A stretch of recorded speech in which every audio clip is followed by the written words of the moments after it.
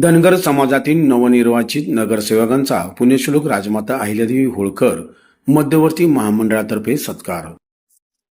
राजमाता अहिल्यादेवी होळकर मध्यवर्ती महामंडळातर्फे सर्व धनगर समाजातील नवनिर्वाचित सोलापूर महानगरपालिकेचे नूतन नगरसेवक चेतन नोरटे, नरेंद्र काळे, राजकुमार पाटील, सौ राजश्री कणके, सौ अलका भवर, अनिकेत पिसे, सुनील खटके, सौ आरती वागसे, सौ विजया खरात, शिवाजी वाघमोडे, सौ श्वेता खरात या सर्व नूतन नगरसेवकांचा राजमाता अहिल्यादेवी होळकर पुतळ्याजवळ भव्य सत्कार करण्यात आला व सर्व नूतन नगरसेवकांचे अभिनंदन करून पुढील वाटचालीस शुभेच्छा देण्यात आल्या.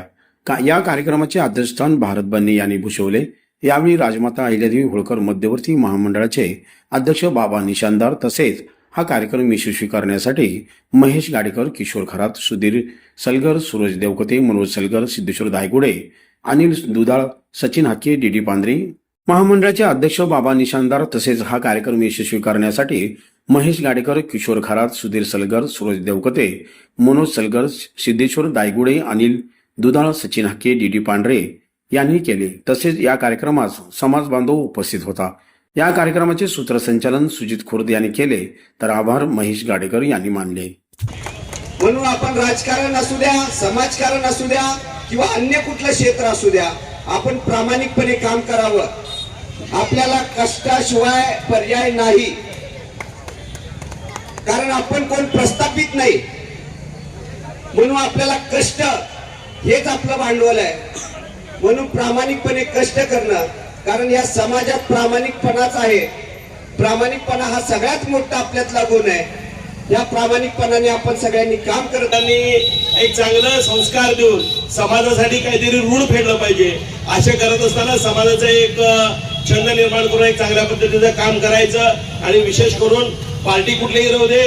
या आता काळे साहेबांनी सांगितले सर्व पक्षातील नगरसेवक या ठिकाणी मंचावर आणायचं. मध्यवर्ती मंडळाने एक योजना, एक चांगल्या पद्धतीचं नियोजन या ठिकाणी केलंय.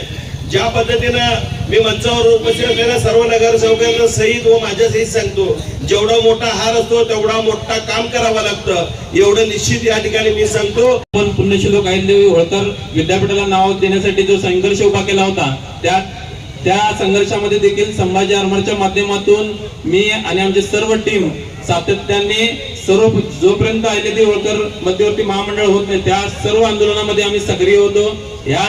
यापुढे देखील समाजाच्या वतीने जे कुठले कार्यक्रम घेतील, आंदोलन घेतील किंवा लोकांच्या काही अडचणी असतील तर ते आपण प्रामाणिकपणे नगरसेवक म्हणून, एक समाजसेवक म्हणून आम्ही सर्वजण मिळून करू. एवढीच या ठिकाणी येऊन त्या लढा उभा करून आपल्या समाजाला त्या अहिल्यादेवी होळकर विद्यापीठाला नाव देण्याचं आपल्याला यश मिळालं. तसंच येणाऱ्या काळात सुद्धा आपण कुठलेही पक्ष कुठलेही न मानता समाजाचा विषय जिथं असेल त्या ठिकाणी आपण एकत्र यावं हीच मी या ठिकाणी विनंती करतो. आणि तुम्हाला सांगायला सगळ्याला अभिमान वाटतंय आम्हाला की जुने जे आपल्या धनगर समाजातली सगळी घराणे होते ते सगळे यावेळेस निवडून आले. त्यामुळे समाजामध्ये बदल करणार एवढं मी या ठिकाणी नक्कीच जास्त 22 पाटील म्हणते तसं 22 हो, त्याच्यापेक्षा जास्त हो अशी अपेक्षा करतो. आणि असंच समाज बांधवांनी आमच्यावरती प्रेम दाखवलं.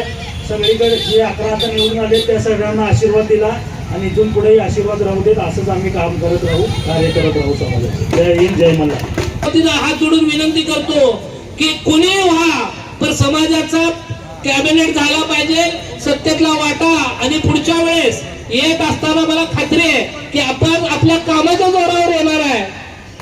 आपलं काम एवढं आहे की आपला माणूस जेव्हा निवडून येतो, चेतन भाऊ नरोटे असतील, सर्वसाधारण पुरुष म्हणून निवडून आले, ते कामाच्या जोरावर आले, जातीच्या नाही. आणि आपल्या लोकांना संधी एकदा मिळाली की ते जागा सोडत नाही. हा पण इतिहास आहे. त्याच्यामुळे हा इतिहास गौरवशाली तसाच ठेवावा. आणि 11च्या 11 नगरसेवकांनी पुढच्या वेळेस कामाच्या जोरावर निवडून यावं हीच नगरसेवकांना अपेक्षा करतो. ज्या पद्धतीने टीम इंडियाची घोडदौड सध्या चालू आहे त्याच पद्धतीने या 11 नगरसेवकांनी या महानगरपालिकेमध्ये धनगराची ही 11 नगरसेवकाची टीम आपलं नाव रोशन करेल. आपल्या कर्तृत्वाच्या जोरावर पुन्हा पुन्हा ते नगरसेवक म्हणून निवडून जातील आणि अहिल्यादेवीचा विज्ञानाचा वारसा